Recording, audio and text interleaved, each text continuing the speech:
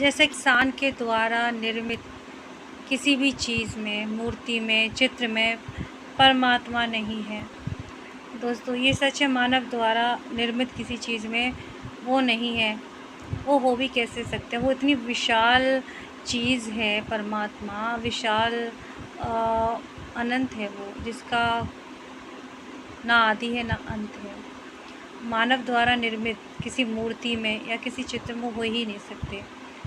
ये सब विश्वास की चीज़ है। लेकिन अगर हम मूर्ति या चित्र बनाते हैं और परमात्मा की कल्पना करते हैं, प्रार्थना करते हैं, तो वो जो चित्र है, वो मूर्ति है, वो सिंबल की तरह काम करता है और वो डिवाइन एनर्जी का एक अंश उसमें आता है जो हमारी पग सहायता करता है।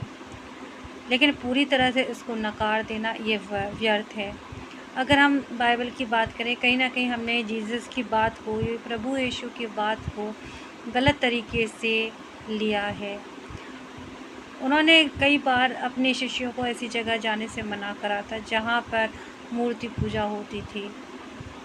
ईरान में जाने से उन्होंने रोका था क्योंकि वहाँ पर माता रानी की पूजा होती थी और कहा जाता है कि वहाँ पर उन्होंने कहा था एक दिव्य ऊर्जा रहती है, एक बॉडी शक्ति की पूजा होती है, आपको वहाँ जाकर प्रचार करने की आवश्यकता नहीं है। परमात्मा कभी किसी की पूजा का विरोध नहीं करता है।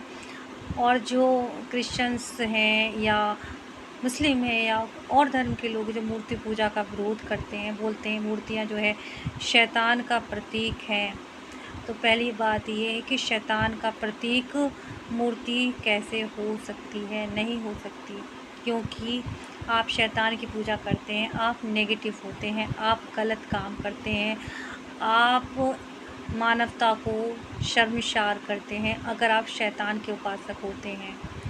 शैतान जो है आपको भौतिक सुख तो देता है, लेकिन आपका दिमाग ख़राब कर लेता है।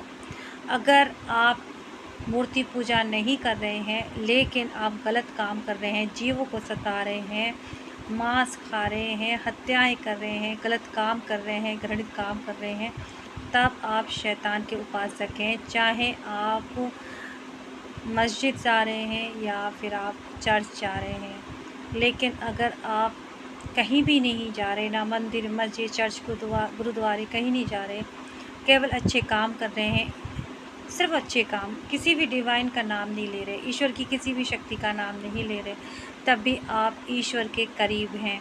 ज़रूरी नहीं आप कोई धार्मिक किताब पढ़ें तभी ईश्वर के करीब हैं, किसी धार्मिक जगह पर जाएं तभी ईश्वर के करीब हैं, या बाकी आप